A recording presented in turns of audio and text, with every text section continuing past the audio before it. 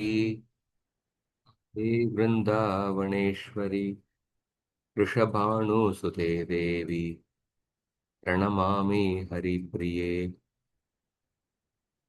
वाञ्छाकल्पतरुभ्यश्च कृपासिन्धुभ्य एव च पतितानां पावनेभ्यो वैष्णवेभ्यो नमो नमः। जय श्री कृष्ण चैतन्य प्रभु नित्यानंद श्री अद्वैत गदाधार श्रीवासादि गौर भक्तवृंद। हरे कृष्णा कृष्णा कृष्ण कृष्णा हरे हरे, हरे राम राम राम राम हरे हरे। सर्वशास्त्राब्धि पीयूष सर्ववेदैक सत्फल सर्वसिद्धांत रत्नाट्य सर्वलोकैक दृक्प्रद सर्वभागवत प्राण श्रीमद्भागवत प्रभो तलिद्वान्तोदितादित्य श्रीकृष्ण परिवर्तितः परमानंद पाठाय प्रेमवर्षक्षराय ते सर्वदा सर्वसेव्याय श्रीकृष्णाय नमोस्तुते।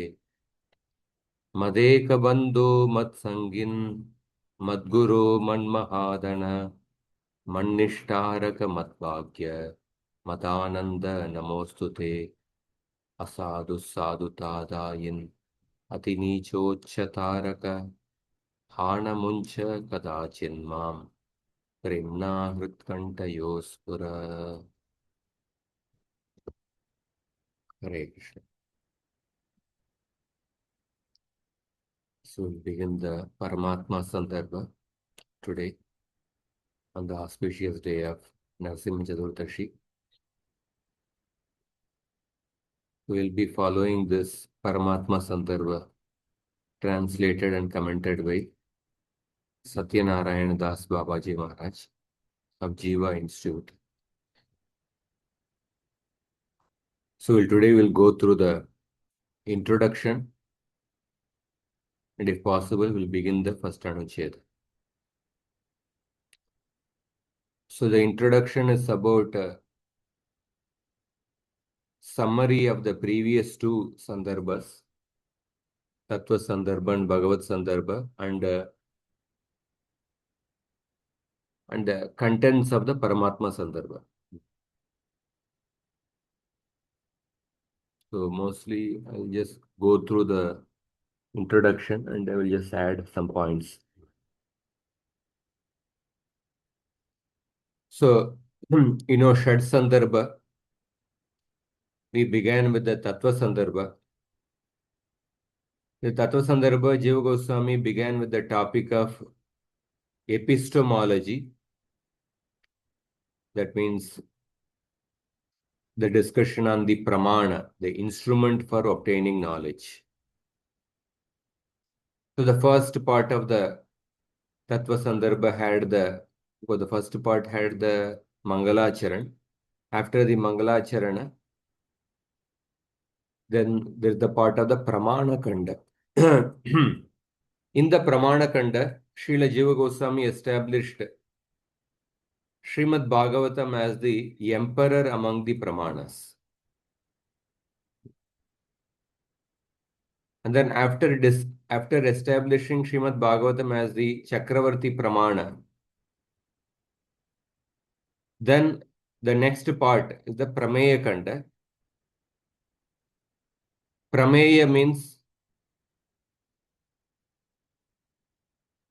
Pramana is the instrument for obtaining knowledge. Prameya is the topic of ontology. That means that which is known through the Pramana. So in the Prameya Kanda, he inquires what is known through the Pramana. The Pramana is the Srimad Bhagavatam. What is known through the Pramana is the absolute truth. So he first inquires into the nature of the absolute truth, the Sambandha Tattva, and the means of the realizing that absolute truth, the topic of Abhideya, and what is the goal, what is the end to be achieved after realizing the absolute truth. That is the topic of Prayojan. So, in order to understand this Sambandha, Abhidaya, and Prayojana, Srila Jiva Goswami discussed the Samadhi of Srila Vedavyasa. First canto, 7th chapter, the beginning shlokas. The Srimad Bhagavatam is called as the Samadhi Bhasha of Vedavyasa. So, Bhakti Yogena Manasi Samyak Pranihite Male Apashyat Purusham Purnam Mayam Chitat Apashrayam. So, Vyasadev, in the state of Samadhi, he realized the absolute truth. He saw the Apashyat Purusham Purnam. He saw the Purna Purusha. Bhakti Yogena Manase Samyak Pranihite Male. When his mind was purified by Bhakti Yoga, he saw the Purna Purushottam Bhagavan and he saw the Maya standing behind the Bhagavan. He saw the Purna Purushottam Bhagavan along with the potencies of the Bhagavan. And the Maya was supported by Bhagavan. And Vyasadeva also saw the individual living entities who are the integrated parts of the absolute truth. And then Vyasadeva saw that Anartho Pashamam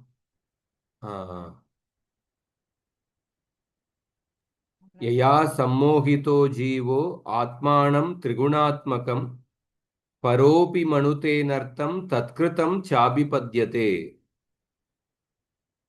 He saw that the living entities, yaya sammohito jivo atmanam trigunaatmakam paropi manutenartham. Although the living entities are beyond the three gunas of Maya, but they identify themselves with the three gunas of Maya. Yaya sammohito jivo atmanam trigunaatmakam. They identify themselves with the three gunas of Maya and they are bewildered by Maya. Paropi manute nartam tatkritam chapi padyate. And then they undergo different miseries. And then, so this is the problem of the living entities, which was seen by Vyasadeva. The nature of the living entities and the problem of the living entities. And then Vyasadeva saw also the remedy for the living entities. Anartho shakshat bhakti yogam adokshaje lokasya janato vidvam chakre satvata samhitam. So Vyasadeva saw that the direct means of transcending this material identification is the path of Bhakti Yoga. And the common people do not know this, and therefore, in order to describe the path of Bhakti Yoga, Srila Vedavyasa composed the Srimad Bhagavatam. So therefore, this is the core teaching of the Bhagavad Purana and also the Shad Sandarbhas, which represent an analysis of the essential topics of the Bhagavad Purana.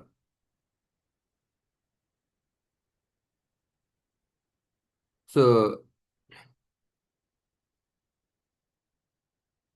and then Srila Jiva Goswami cited the second verse of the Bhagavatam. Dharma projita kaitavotra paramo nirmatsaranam satam vedyam vastava vatru vedyam vastava vedyam vastava vastu no dharma projita kaitavotra paramo nirmatsaranam satam vedyam vastava mat vastu atra shivadam tapatrayonmoolanam. So the Srimad Bhagavatam describes the Vastava Vastu, the knowledge of the supreme immutable reality. And this Vastava Vastu is further described in the famous verse Vadanti tat tattvavidas tattvam yadgyanam advayam brahmeti paramatmeti bhagavaniti shabdyate. And this Vastava Vastu, the absolute reality, is known by Bhagavan, Brahman, Paramatma, and Bhagavan. This reality is the Advaya Jnanam or the non-dual consciousness. Advaya means one without a second, non-dual. Jnanam, consciousness. And this Advaya Jnana is referred by the names Brahman, Paramatma, and Bhagavan. And Jiva Goswami expands on this verse in the concluding portion of the Tattva Sandarbha. And also on the second Sandarbha, Bhagavat Sandarbha, and the Paramatma Sandarbha. Essentially, second Sandarbha, that is Bhagavat Sandarbha and Paramatma Sandarbha, is nothing but the explanation of the Vadanti Tattva Vidas, that shloka, 1.2.11. So 1.2.11, that shloka is explained in the last part of Tattva Sandarbha and the Bhagavat Sandarbha and the Paramatma Sandarbha. So this is the brief contents of the Tattva Sandarbha. Mangalacharana, Pramana Kanda, and Prameya Kanda. And then the second Sandarbha, Bhagavat Sandarbha, Jiva Goswami demonstrates that Bhagavan is replete with the personhood, qualities, form, and action.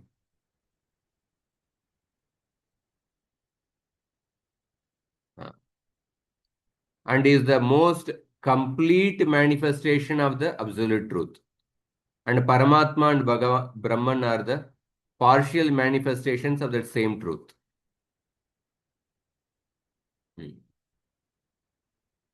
And this absolute reality is one only, but manifests primarily in three aspects through three different seekers. To the Jnanis, Yogis, to the Jnanis, he is manifest as the Brahman. To the Yogis, he is manifest as the Paramatma. And to the Bhaktas, he is manifest as the Bhagavan. And so Brahman realization is nothing but the immediate intuition of the absolute known as Bhagavan. But when a person realizes Brahman, he is realizing that aspect of the absolute truth without the qualities, potencies, and form. And Paramatma is a partial manifestation of Bhagavan who animates the Prakriti, who only brings the Prakriti into life for evolving this material world and for regulating this material world. And the Bhagavan realization includes the previous two realization, and it is the most complete manifestation of the absolute reality. Purusham Purnam. So, so Bhagavan has his real potencies inherent within his nature. And the potencies of the Bhagavan can be broadly classified into three: Antaranga Shakti, Bahiranga Shakti, and Tatastha Shakti. And Jiva Goswami quoted the Vishnu Purana. That how the classification of the Bhagavan's potencies is based upon the two verses of the Vishnu Purana. And Jiva Goswami's unique contribution to the Vedanta philosophy was to make this distinction explicit, uh, which is significant aid in understanding the Bhagavan. Because, for example, in other Vaishnava Sampradayas, say in Sri Sampradaya, the distinction between Brahman, Paramatma, and Bhagavan, the three aspects of the absolute truth, are not very clearly described. So they use the word, uh, they don't describe the three aspects of the absolute truth. They may use the word Paramatma also to refer to Bhagavan. But Jiva Goswami makes this distinction explicit, which is a significant aid in understanding the Bhagavan, the conscious living beings, the manifested cosmos, and the interrelation between them. Because Jiva Goswami clearly describes the three potencies of the Bhagavan: Antaranga Shakti, Bahiranga Shakti, and Tatastha Shakti.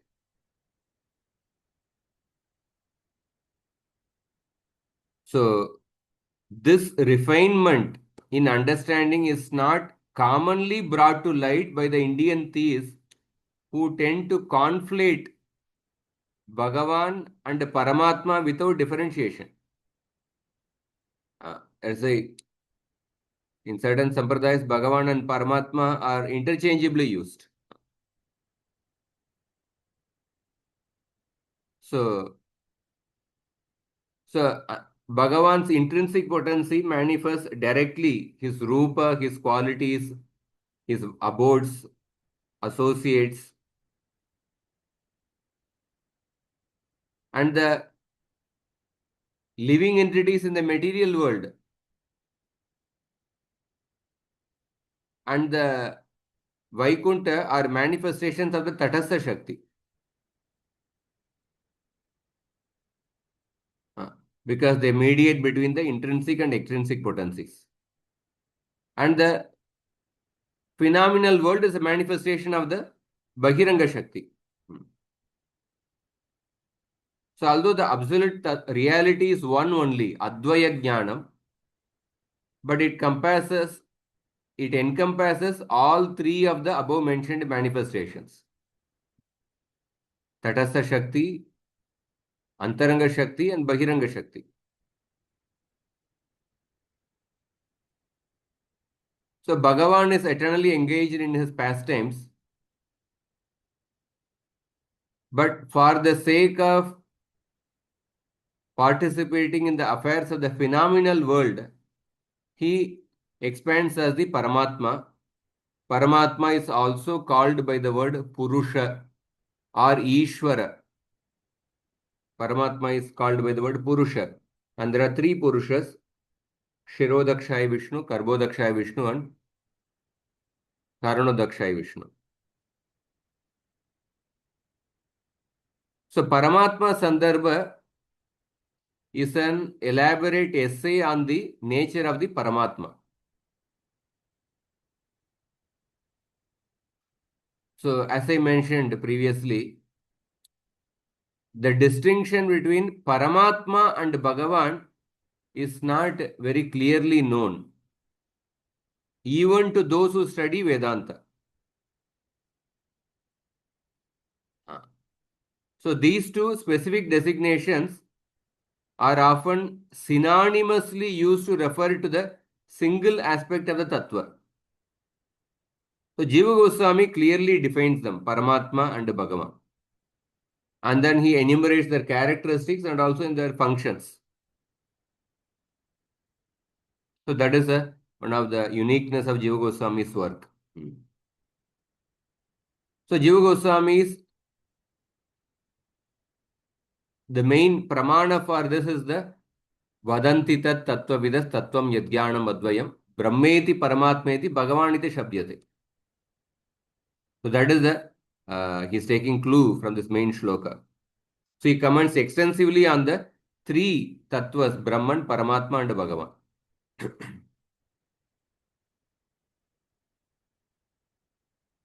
So, so Paramatma is the creator and overseer of the cosmos.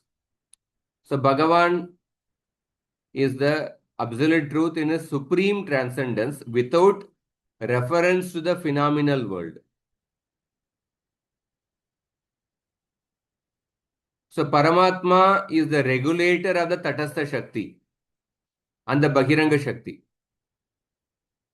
So in one sense, Bhagavan is not directly involved with the Tatastha Shakti and Bahiranga Shakti. We will discuss this in due course of time in Paramatma Sandarbha.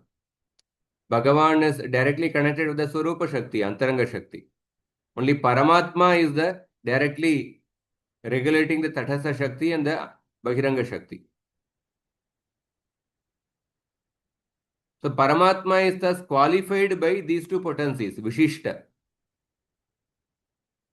So the conditioned living being belongs to the former potency, Tatastha Shakti. Where, and the Bahiranga Shakti is responsible for the creation, maintenance, and destruction of the cosmos. So these two are distinct from the Antaranga Shakti of Bhagavan.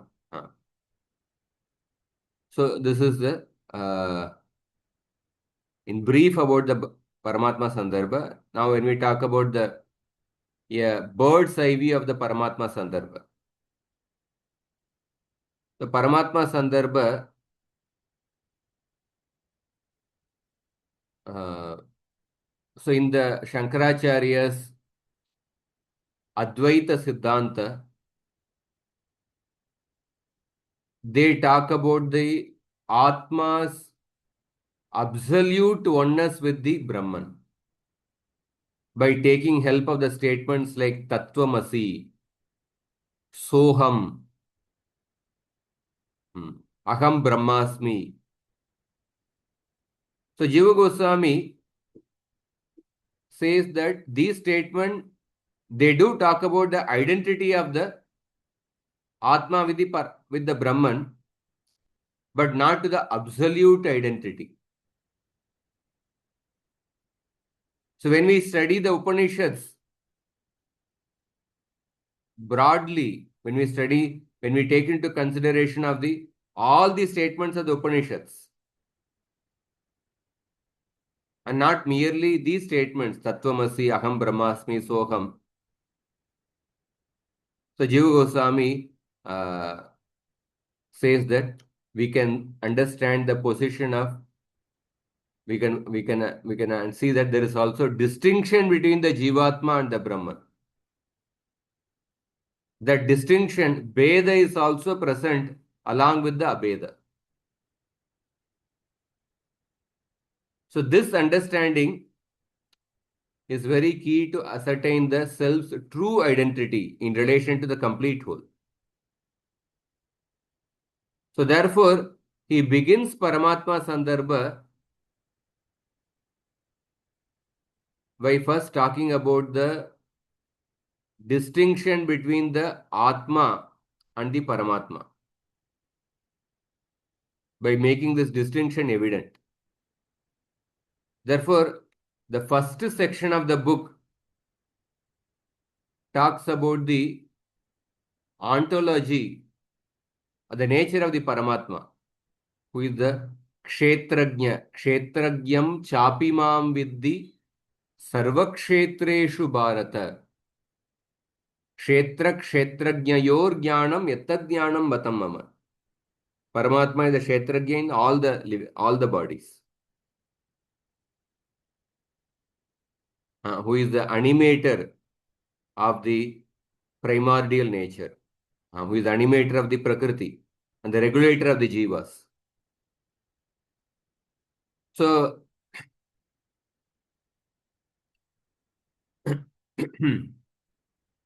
so the entire analysis of the Lord's potencies is intended to benefit the living entities. Therefore, after analyzing first the ontology of the Paramatma, that is the first part of the Paramatma Sandarbha, then Jiva Goswami discusses the nature of the Jivatma. So, only when we understand the Jivatma properly, So we can transcend our identification with the phenomenal world. We can transcend our identification with the falsely constructed phenomenal self.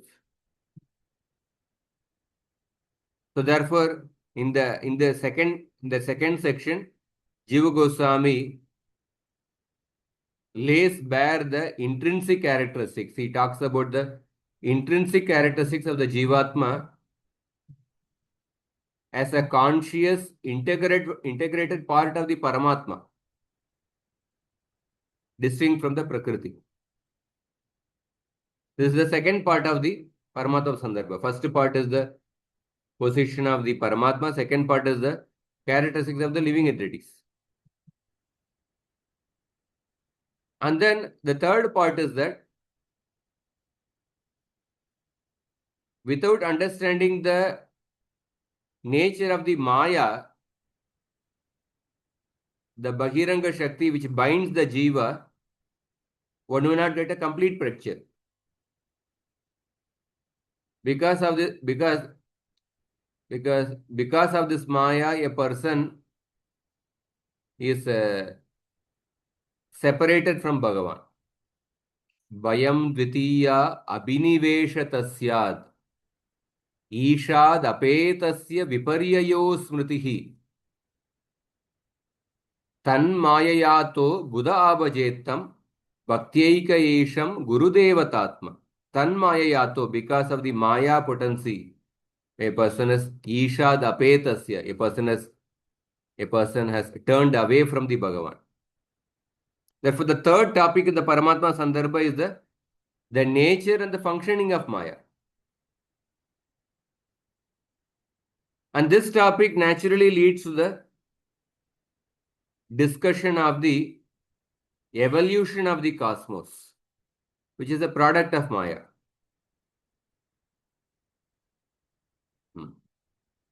And since the Jivatma is part of the cosmos, because he is participating in this material world, it is important for him to understand the nature of the cosmos and how to interact with it in order to transform it.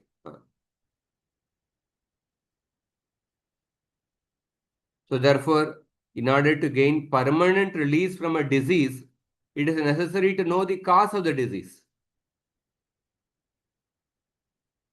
So in order to be permanently freed from the false identification with Maya, it is imperative to trace out the cause of this identification and the process to attain release from it. And then additionally, Jiva Goswami also describes that the true intention behind Paramatma creating this world is his apparent creative act accounts for his apparent indifference to the suffering of the living beings in the conditioned existence. So then he completes the book by discussing the prime subject of the discussion of the Srimad Bhagavatam through the 6 indicators. Beginning of the book, end of the book, that which is repeated, and what is the unique thing in the Srimad Bhagavatam. So there are 6 indicators. So to the 6 indicators, he concludes what is the subject of the Srimad Bhagavatam. And the subject of the Srimad Bhagavatam is none other than Sri Bhagavan. So in this way, Paramatma Sandarbha can be divided into 4 parts. First part is the topic of Paramatma. The second part is the position of the Jivatma. And the third part is the topic of the Maya potency. And then the fourth part is the prime subject of the Srimad Bhagavatam. So in the first part,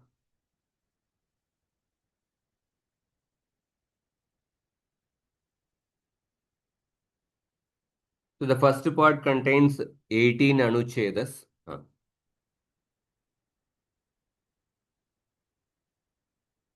So in this 18 anuchedas, he discusses this involves a deliberation on the essential nature and the functions of the Paramatma. So Paramatma is the source of the Tatastha Shakti, that is Jivatma. Paramatma is the interior regulator of all living beings. Apareyam idastvanyam prakritim viddhime param. Jiva bhutam mahabaho yedam daryate jagat.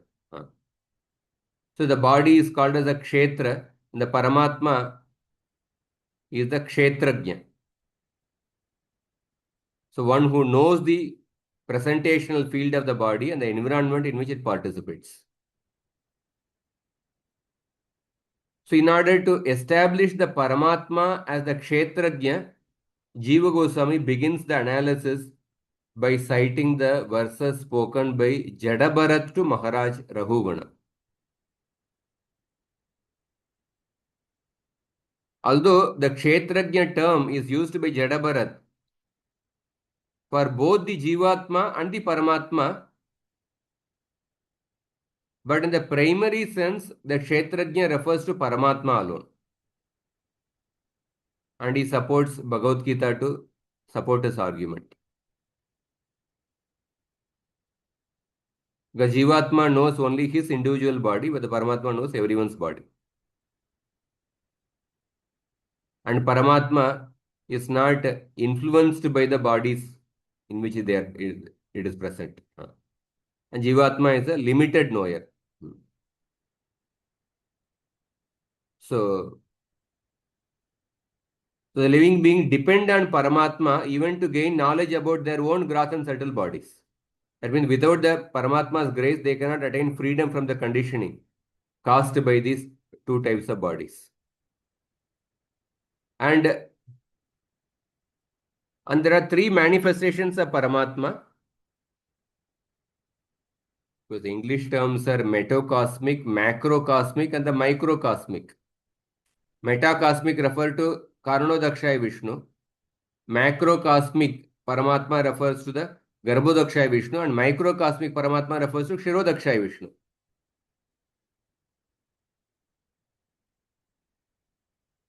So, Karnodakshay Vishnu only glances on the unmanifest Prakriti and impregnates with the Jivatmas.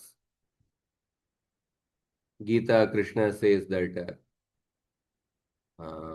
तासां ब्रह्म महद्योनिर अहम बीज प्रदपिता सर्वयोनिषु कौन्तेय मूर्तय संभवन्ति या तासां ब्रह्म महद्योनिर अहम बीज pradapita. I am the seed giving father. So the Karanodakshaya Vishnu manifests the unlimited universes from the pores of his body, and Garbhodakshaya Vishnu is the inner regulator of each and every universe of the macrocosm, who expands into as many forms as there are universes. And Kshirodakshaya Vishnu is the inner regulator of the microcosm, that means the individual living entities. And these three Paramatmas are also known as Sankarshana, Pradyumna, and Aniruddha. And these three Paramatmas, along with Vasudeva, they are known as the Chaturvyuha. So in the Krishna Sandarbha, we'll discuss that how Bhagavan has innumerable forms. And Krishna is the original form of Bhagavan, and Vasudeva is his expansion. So Paramatma can be further categorized into two ways, Swamsha and Vibhinnamsha. Vibhinnamsha is the differentiated, self-endowed differentiated portions called the Jivatma, and the Swamsha is the plenary portions called the Avataras. So an Avatara has the divine powers and the intrinsic self-identity of being God. And the Avatara is never influenced by the Maya potency. Whereas the Jivatmas have limited power and they fall prey to the Maya potency. So the avatars are primarily of two types, Gunavataras and Leelavataras. So the Leelavataras will be explained in the Krishna Sandarbha. And the Gunavataras means those who are regulating the three modes of nature. So they refer to Brahma, Vishnu and Shiva, the, the Hindu trinity. So they carry out the functions by regulating the Sattva Guna, Rajoguna and Tamoguna. And so Jiva Goswami will show that. We will also discuss in this section how Vishnu is the supreme among the trinities. There are very interesting shlokas we'll analyze from the Srimad Bhagavatam. There are 4 instances in the Bhagavatam where apparently Lord Shiva seems to be described as identical with Vishnu or even higher than Vishnu. He'll describe those instances also. So it is only Vishnu who can release a conditioned soul from the bondage. And Jiva Goswami explains incidentally that scriptures can be classified according to the 3 gunas and that only the Sattvika scriptures can bestow the ultimate welfare to humanity. So this is the first portion of the Paramatma Sandarbha, the ontology of the Paramatma. When we come to the second portion of the Paramatma Sandarbha, I will discuss this ontology of the Jivatma and then I will discuss we'll start it. So now we will begin the first anuccheda.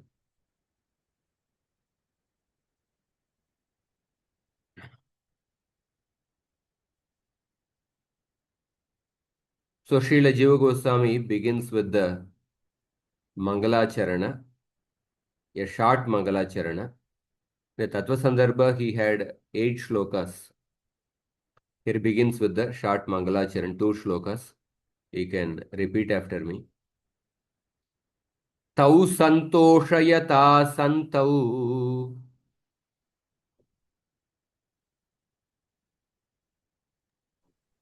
Somebody should. Mataji wants to say. Yeah, Mataji, please. Okay, please say. Tau santoshayata santau. Srila Rupa Sanatanau. Srila Rupa Sanatanau. Dakshinatyena Bhattena. Dakshinatyena Bhattena. Punaretad Vivichyate. Punaretad vivichyate. Tasyadyam Grantanalekham Tasyadyam Grantanalekham Kranta Khanditam Granta Vyukta Kranta Khanditam Paryalochyata Paryayam Paryalocyata Paryayam Kritva Likhati Jivakaha. Kritva Likhati Jivakaha. So, Srila Jiva Goswami, he says that I am writing this book in order to please for the pleasure of Srila Rupa Goswami and Sanatan Goswami. Tau Santoshayata.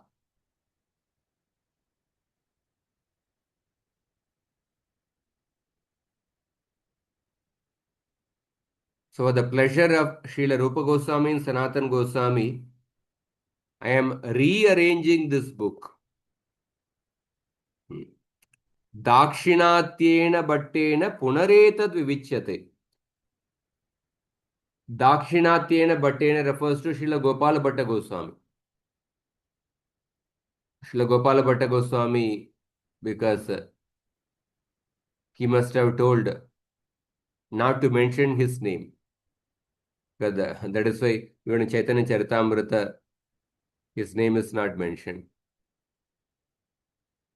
So, I am rearranging the book compiled by Srila Gopala Bhatta Goswami, who was born in South India. Of course, there are many. Gopala Bhatta Goswami wrote concisely, but Jiva Goswami is elaborated much more. Tasyadyam grantanalekam kranta vyutkranta kanditam. So some parts of the book were in order and some were out of order and others were incomplete or missing. So now after thorough deliberation, paryalochyat, paryayam kritva, after properly deliberating, kritva likati jivakah. This jiva now writes in the appropriate order. Jivakah, there is a ka is added. Jivaka, basically, it has a sense of this insignificant jivatma, like that. Ka pratyay is added in that sense also. This insignificant jiva, after deliberating properly, I have written this. So then he begins with the first anuccheda. So अतनत्वा मंत्रगुरुन् श्रीगुरुन् श्रीगुरुन् संदर्पार्थदान् संदर्भेषु तृतीयस्य भाषा टीका करोम्यहम्. After offering obeisances to my initiating guru and to my instructing teachers, I am writing the translation and commentary to the third book of the Shat Sandarbhas. So in the Tattva Sandarbha, there were 8 verses under Mangalacharan. So the Mangalacharan for the Paramatma Sandarbha has only 2 shlokas.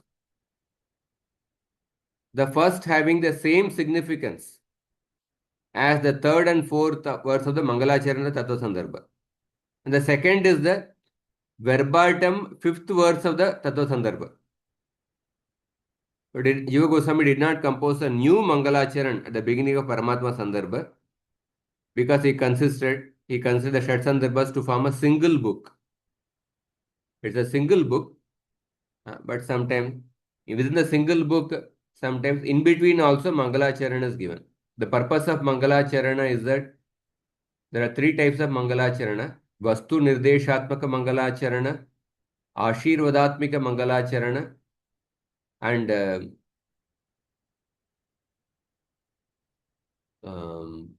Namaskaratmika Mangalacharana. Some Mangalacharana, a person describes the subject of the book, and through some Mangalacharana, the author gives blessings to the readers, and through some Mangalacharana, he offers obeisances to his Ishtadeva. So he remembers the lotus feet of his teachers, Rupa Goswami and Sanatan Goswami, and then he expresses gratitude to Gopala Bhatta Goswami. He originally began it. So therefore, this is a very important principle when we gain knowledge from somebody, that to give credit to the person from whom we actually gain the knowledge. So he invokes the blessings of these 3 masters for the completion of the work. So then he begins with the first anucheda. Ata Paramatma Vivriyate. So we are going to elaborate the Paramatma.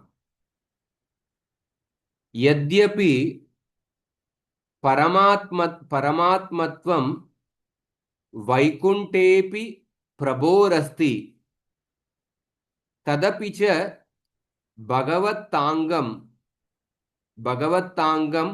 Tat Syadittam Jagadgatam Vachyam.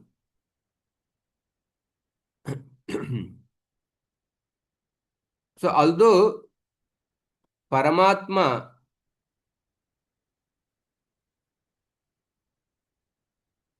aspect of the Bhagavan exists in the Vaikunta also, but even that Paramatma is just a function of Bhagavan himself. Vaikuntepi Prabhorasti Tadapi cha Bhagavatta Angam. That Paramatma is an aspect of Bhagavan only. Tat syad ittam jagadgatam vachya. So for this reason, Paramatma is said to be that feature of Bhagavan that pertains specifically to the cosmos. So the Paramatma in the Vaikuntha is nothing but a function of the Bhagavan himself.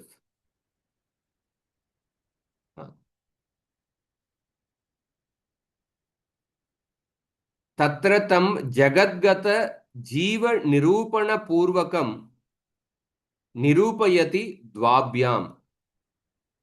So Paramatma is said to be that feature of Bhagavan that pertains, for this reason, Paramatma is said to be that feature of Bhagavan that pertains specifically to the cosmos. As such, in the following two shlokas, by first describing the nature of the individual living entity, Jadabharat specifies the nature of the Paramatma to King Rahogana. Jagadgata Jiva Nirupana Purvakam Nirupayati Dvabhyam. By first describing the individual living entity, he is going to describe the nature of the Paramatma.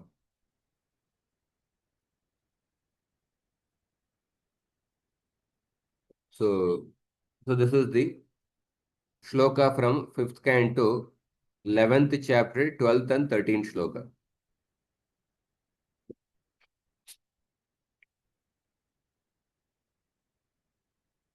So you can repeat after me, somebody can. क्षेत्रज्ञयेता मनसो विभूतिः क्षेत्रज्ञयेता मनसो विभूतिः जीवस्य माया रचितस्य नित्याः जीवस्य माया रचितस्य नित्याः आविर्हिता क्वापि तिरोहिताश्च आविर्हिता क्वपि तिरोहिताक्ष शुद्धो विचष्टे ह्यविशुद्धकर्तुः शुद्धो विचष्टे हविशुद्धकर्तुः क्षेत्रज्ञ आत्मा पुरुषः पुराणः क्षेत्रज्ञात्मा पुरुषः पुराणः साक्षात् स्वयं ज्योतिरज परेशः साक्षात् स्वयं ज्योतिरज परेशः नारायणो भगवान् वासुदेवः नारायणो भगवान् वासुदेवः स्वमाययात्मन् यवदीयमानः स्वमाययात्मन् यवदीयमानः. So Jadabharat is speaking. The pure knower of the presentational field. Presentational field means the body. Kshetra. Kshetrajñayeta manaso vibhutir जीवस्य माया रचितस्य नित्याः आविर्हिता क्वापि तिरोहिताश्च शुद्धो विचष्टे अविशुद्धकर्तुः. So the pure knower of the presentational field, vichashte means perceives these beginningless modifications.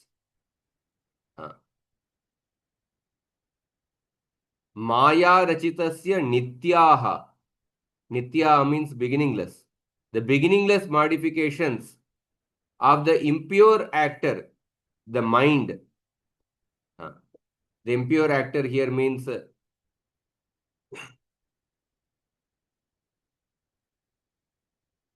avishuddha kartuhu here refers to the impure. So avishuddha kartuhu refers to the impure actor. Shuddha refers to the pure knower. Shuddha vichashte.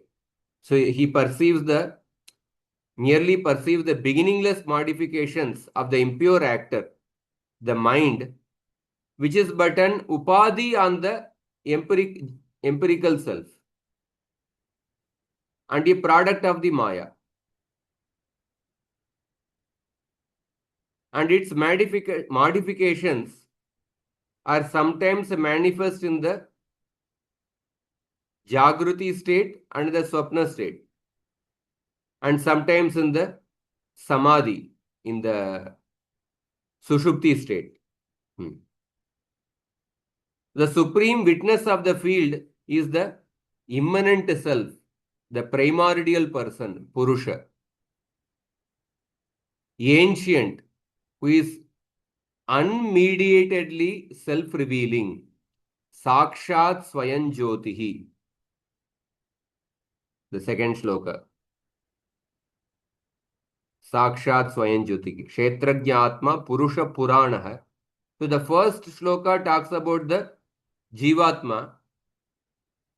The second shloka talks about the Paramatma. The supreme witness of the field is the immanent self, the primordial person, Purusha Purana, who is Sakshat Swayam Jyoti, who is unmediatedly self-revealing. And Anban, the Almighty Controller, Paresha, the interior regulator of all beings, inherently endowed with the potency, the substratum of all beings, and who is established in his own intrinsic being by virtue of the potency that is innate to his own being, Swamayaya. So, therefore, in the following two verses, by first describing the nature of the individual being, in the first shloka, he describes the nature of the Jivatma, who is involved in the cosmos. And then second shloka, he describes the nature of the Paramatma. So therefore, Kshetrajnayeta Manaso Vibhutihi Jivasya Maya Rachitasya Nityaha Avirhitva Kwapi Tirohitascha Shuddho Vichashte Avishuddha Kartu. So this shloka describes the Jivatma. The next shloka describes the Paramatma. So the pure knower of the Jivatma essentially is pure in nature. That is why he is called by the word Shuddha. But since beginningless time, by the beginningless modifications of the impure actor, Maya Rachitasya Nityaha,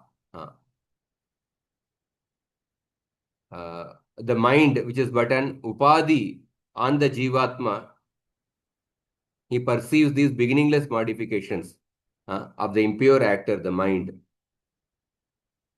And these modifications of the mind are manifest in Jagrati, Swapna and Sushupti.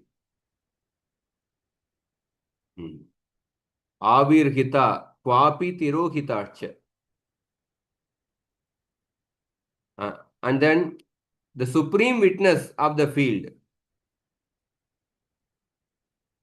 The supreme witness of the field is the Kshetrajna, is called the Atma, and he is the ancient Purusha, Purusha Purana. And Sakshat Swayam Jyotir, he is self-revealing. Sakshat Swayam Jyoti means unmediatedly self-revealing. And is Aja. And this Paramatma is the Narayana, Vasudeva. And Swamayaya Atman Avadiyamanaha. He the substratum,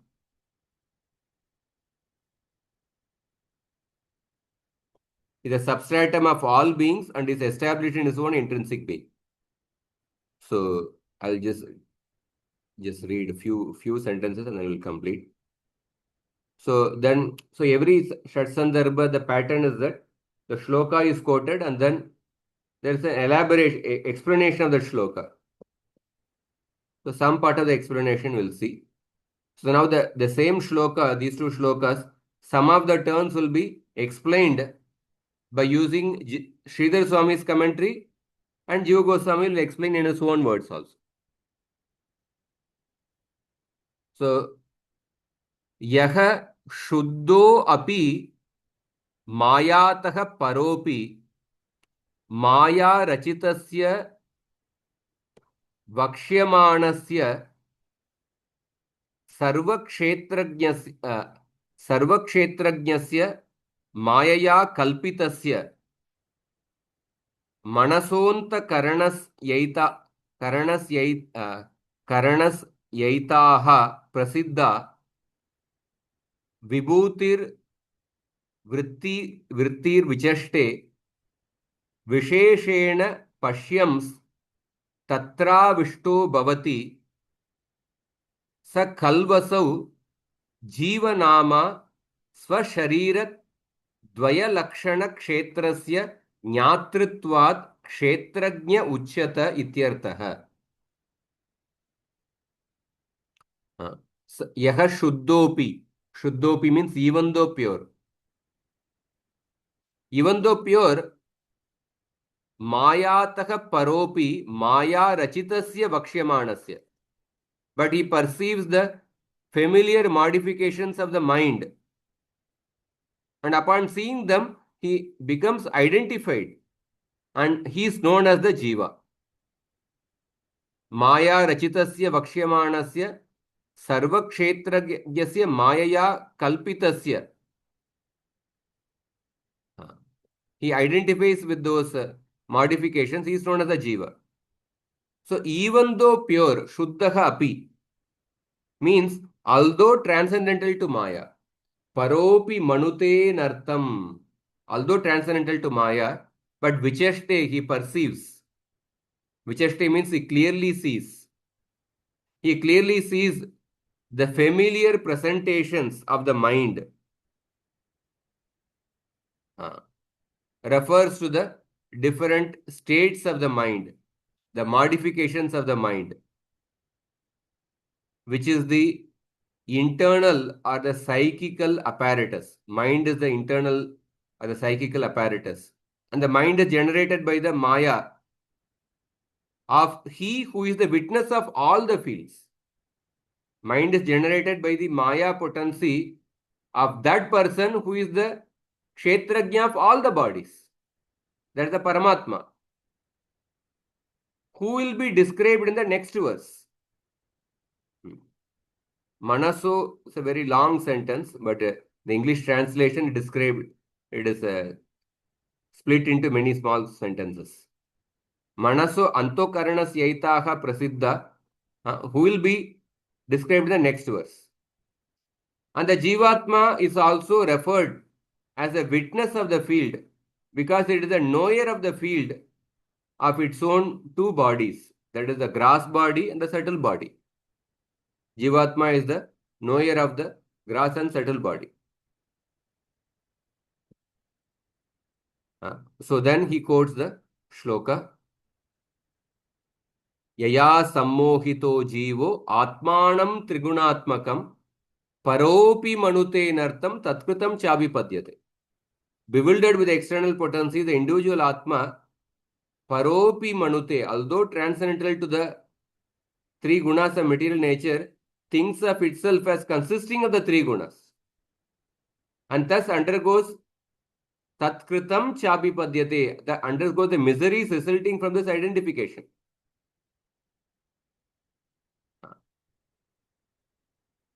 So, and then he will describe further what is this mind? What is this mind composed of? So that we will see the next class. So today we discuss the brief contents of the Tattva Sandarbha and Bhagavad Sandarbha, and the brief 4 aspects of the Paramatma Sandarbha. And then we saw the bird's eye view of the first part of the Paramatma Sandarbha, that is the ontology of the Paramatma.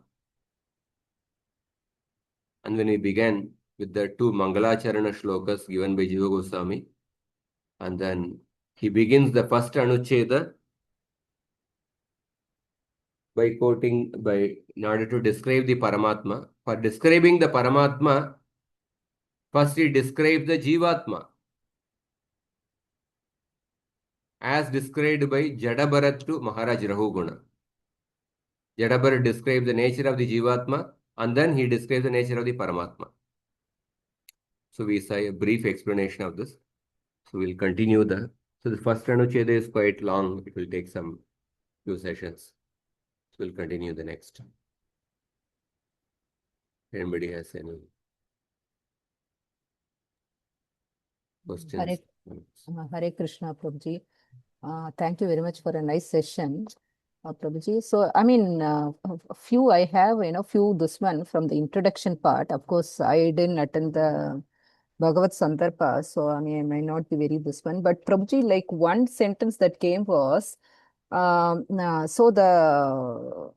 I mean, this one, this one of, the Antaranga, Bahiranga, and then Shaktis, and the Tatastha Shakti.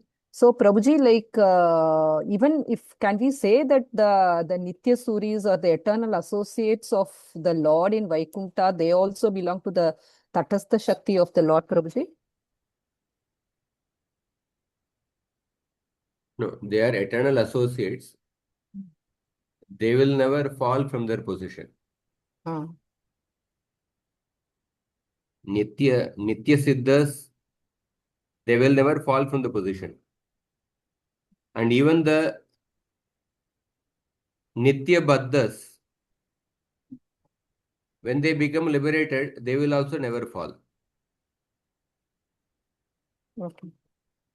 So, Okay, so that the Jivatma belonging to Tatastha Shakti doesn't mean that after getting liberated they can fall. The Nitya Siddhas, neither the Nitya Siddhas will fall, nor they are technically Jivatmas. Jivatmas, but Nitya Siddhas. So they will never fall. And those living entities who get liberated and go to Vaikuntha, they will also never fall. Just because they are Jivatmas, they will also Tatastha bank and sometimes come into the under the water. Sometimes it cannot come under the water. It doesn't mean that the living entity after getting liberated, it can again fall, come under the influence of external energy. so Prabhuji, this when talking about the Paramatma, the features of Paramatma, so like it said that Paramatma is the regulator of the Bahiranga Shakti, right, Prabhuji? Bahiranga Shakti and Tatastha Shakti. Tatastha Shakti. So like, so which means the Paramatma has got nothing to do with the eternal associates, Nitya Suris, Prabhuji. Yes. But the Nitya Suris, they come under Bahiranga Shakti, right? Nitya Suris, they will never come under the Bahiranga Shakti. Okay, they are Antaranga Shakti. Yes. Okay. So, but what I understand is the eternal associates of the Lord are always they belong to the Antaranga Shakti. And this the Tatastha Shakti Jiva, which becomes liberated. So, but they don't come under the Antaranga Shakti, right? They will also come under the Antaranga Shakti. Once they get liberated, they will get into Antaranga Shakti, never to again come under the influence of Bhagiranga Shakti. Okay, Bahiranga Shakti, or they will not come to the Tatastha, this one also. I mean, so which means, so the Paramatma feature can regulate only those in the material world, right? That is what we understand, Yes. Prabhuji. Okay, Paramatma so feature. yeah. So which even though he exists in the Vaikuntha, yes, he is a future of, that's what it's that Paramatma Sandarbha introduction said, that he is also he is a part of Bhagavan. That's how we understand. Though he is, yes, this one. Okay, Prabhuji, yeah, that is the end. Yes. And then Prabhuji, one more, this one, that introduction, like when it spoke about the Brahman, Paramatma and Bhagavan, I mean, a different, transcendentalist, I mean, understanding in different aspects. So some of them, just wanted to know the Bhagavan, the Brahman feature. So when we talk about this Tattvamasi, Aham Brahmasmi, all that, so when they say you are that Brahman, so do they really say that you are that Parabrahman also? that Tattvamasi refers to that also. They say that indirectly you also you also belong to that Paramatma category. Yeah, Is when that we become liberated, you become one with you become identical with the Parabrahman okay? in all respects. So Okay, in their understanding, the Parabrahman is only the formless aspect. okay, And when you become liberated, one becomes identical. One merges into that Parabrahman. okay. Whatever statements which talk about the differences in the Shastra, Mm. they say that they are all Lagu Vakya. They are only Ah, useful in the Vyavaharika world. okay. Like that, that kind of interpretation is given. Okay, Prabhuji. Yeah. This one, so I, I mean, new to the subject, so I'll just go through the topics, whatever. So you will have it in this one, right, Prabhuji? These notes will be having it, will be I sharing. will share the PDF. Okay. You can. Okay, Prabhuji. Yeah. But anyway, it was very interesting, Prabhuji. Thank you very much. You know, one of the very So interesting we can topics. go through we covered the introduction. Yeah. Can go through the introduction and Okay. the first part of the anuccheda where you have. And then, Prabhuji, I mean, coming to this verse which we were discussing, that Jadabharat's instruction to Raghuna. So, in that 12th verse of that Bhagavatam, so when he talks about this, the nature of the Kshetrajna as Atma, as an individual soul. So, he says sometimes these three, this one, the three states are given, right? Wakeful, sleep, and in this intermediate. So Prabhuji, which means uh, so do they exist in a different terms, or how do we understand this three this one, Prabhuji, the three situations of the Atma, Prabhuji, that the The wakeful, Jagrati, Swapna, Sushupti. Jagriti, Swapna, Yeah, Prabhuji, that Jagrati is the waking state. In the waking state, the mind is active and all the senses are active. mm, And the Swapna is the dreaming state. In the dreaming state, the senses are not active, but the mind is active because a person is dreaming something. mm, Sushupti is the state of deep sleep in which even the mind is also not active. We say that I had a very deep sleep. Mind is also not active. I gave this analogy. Velukudi Krishnan gives this explanation. He says that mobile phone, there are many apps in the mobile phone. When the mobile phone is on and all the apps are working, that is like the Jagruti state. Mind and all the senses are active. That is like the mobile phone in which all the apps are functioning. When the mobile phone is put in the flight mode, some apps will not be functioning, but some apps will be functioning even in the flight mode. The flight mode, you can't receive messages in WhatsApp or SMS, emails. But there are other calendar will be working, many other apps will be functioning in the flight mode. So that is like the swapna. The swapna, the mind is active, but the senses are not active. And then when you switch off the mobile phone, when you switch off the mobile phone, then even those all the apps become they don't function. Even the mind becomes inactive. That is like the deep sleep. okay. But when you switch off the mobile phone, say at night 10 o'clock, and then morning say 5 o'clock, you switch on the mobile phone. You see the timing in the mobile phone as morning 5 o'clock instead of night 10 o'clock. So that means even though the mobile phone was switched off, there is something within the phone which was functioning. Because of that, when you switch it on in the morning, instead of showing the night time, it is showing the morning time. So similarly, when we go to a deep sleep, where the mind and senses all are inactive, but after the deep sleep, when we wake up, we say that, oh, I had a deep sleep. So that means, oh, who witnessed the deep sleep? So that witness is the Atma. So there is something apart from the mind and the senses who was active even during the deep sleep, who was watching that state of deep sleep. That person is the Atma. The proof that the Atma is present, because we say after the deep sleep that I had a deep sleep. Yeah. This is everyone's experience.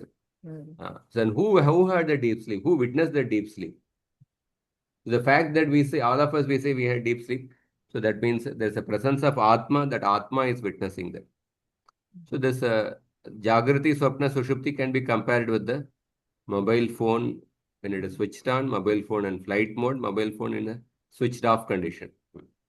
Yeah, nice analogy, Guruji. Yeah, that makes it very simple. So, which means the Sushupti is also a temporary state only. It's there only for some. Sushupti, yes. Okay. Okay. So it's all this one. So yes, Prabhuji. Yeah, I got it. This one. And sorry, if you have time, Prabhuji, I'm not overboarding. Yeah, no problem. Prabhuji, and then just wanted to understand this the term, Vasudeva. It's been so many, I mean, this one. So it comes in different notations, right? Like sometimes it directly refers to Vasudev Krishna, sometimes as one of the Chaturvyu, right? And then, so in this particular verse that we were discussing, so Vasudeva meaning comes, I think it says as a resting place of all the material things. So how do we understand it? Does it differ according to the context, Prabhuji, the term Vasudeva? Yeah, we have to see how the term is used in a particular context. Vasudeva means son of Vasudev. This is one meaning. Therefore, Krishna is called as Vasudeva. Vasudeva also refers to the State, one Shuddha of the Sattva. Chaturvyuha. Vasudev, Sankarshan, Pradyumna, Aniruddha. 4 expansions. So Krishna only expands as the Vasudeva. And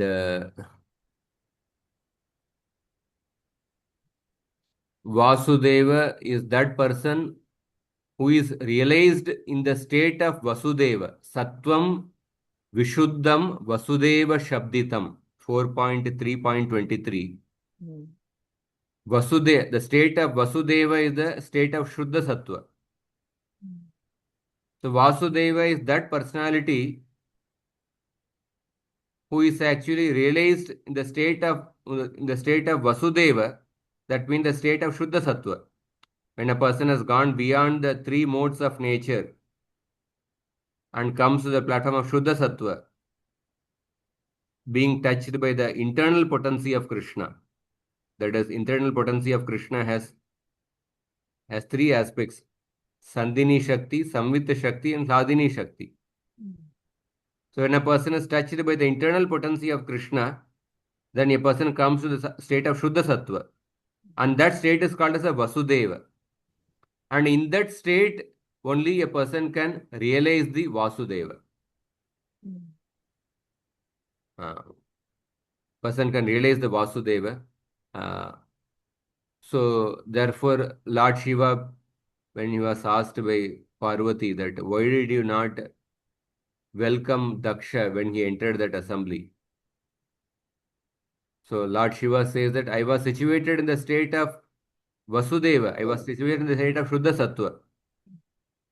I was absorbed in meditation on Krishna. And it was completely beyond my capacity to come out of that state. I was totally immersed in that. It was not within my capacity to come out of that absorption in the state of the Supreme Lord, the state of Vasudeva, the Shuddha Sattva. So these are the these are the ways in which the Vasudeva is used.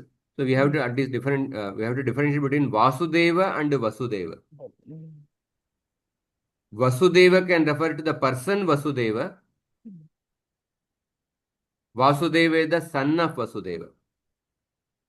Vasudeva refers to the state of Shuddha Sattva, and what we realize, the person whom we realize in the state of Shuddha Sattva, when the mind comes to the state of Shuddha Sattva, the person whom we realize in the state of Shuddha Sattva, he is the Vasudeva. And that Vasudeva is the expansion of Krishna. Krishna expands as Balaram, and Balaram expands as the Vasudev, Sankarshan, Pradyumna, and Aniruddha. Okay, yeah.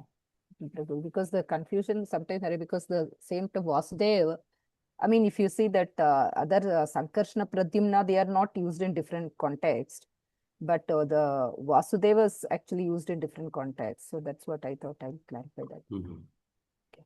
Yeah, thank you very much, Prabhuji. Very, very grateful to you, Prabhuji, for the wonderful session. Thank you, Mataji. Hare Krishna, Prabhuji. Prabhuji, Vibhinansha, there are some are spiritual and some are combinations of matter and spirit. Is it like that? Or Vibhindamsha refers to the Jivatmas, the separated parts, parcels. Okay. Swamsha is the Vishnu Tattvas. Paramatma expands as the Vibhinnamsha and the Swamsha. Vibhinnamshas are the separated amshas, the Jivatmas. Swamsha refers to the different avatars, Vishnu Tattvas.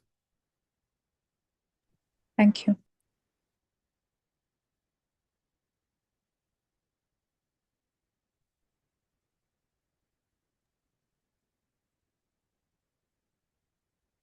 Okay. So 3:30 we will end here. Hare Krishna. Thank you very much, Prabhuji. Narasimha Chaturdashi. Hare Krishna. Thank you very much, Prabhuji. Hare Krishna. Thank you, Anandini Sundari Mataji. Thank you, Prabhuji. One check. स्वरूभ्यः शुद्धिः सिन्धुभ्यः च पतितानां पावनेभ्यो वैष्णवेभ्यो नमः। ग्रंथरा श्रीमद् भागवतम की जय। जय योग गोस्वामी प्रभुपाद की जय।